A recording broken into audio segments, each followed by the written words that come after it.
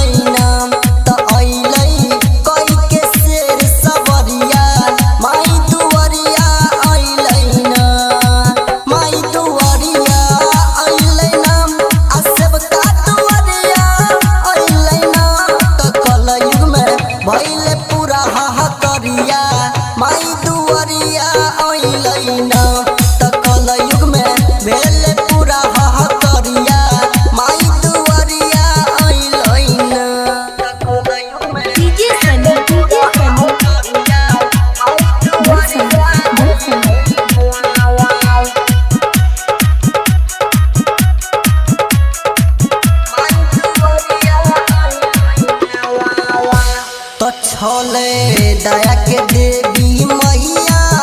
सब करे छे ओकर पूजैया रे भैया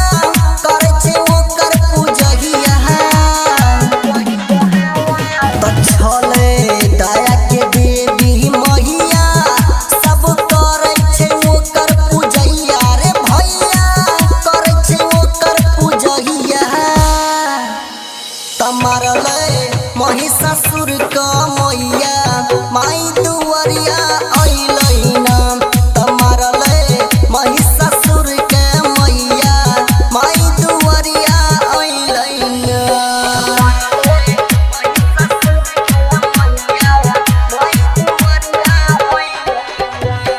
DJ Shiva Badsam recording by Pappu Raja. तो अब की नवरात्र में मैया दुख हरते सबके मैया रे भैया हरते सबके मैया तो अब की नवरात्र में भैया दुख हरते सबके रे मैया रे भैया हरते सबके मैया भैया रे तो शेरवा बनले माई कहरिया माई दुआरिया अइलैना तो शेरवा बनले माई कहरिया माई दुआरिया अइलैना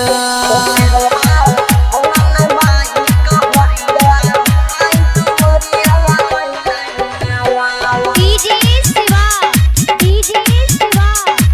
recording by Dharmraj studio Balwahar Saharsa. तो राइटर अंकित पप्पू राजा कहे हमरा तू घरे आजा ए मैया हमरा घरे आजा तो राइटर अंकित पप्पू राजा कहे हमरा तू घरे आजा ए मैया हमरा घरे आजा मैया हो तो अमित राजा गावे भजनिया माई दुआरिया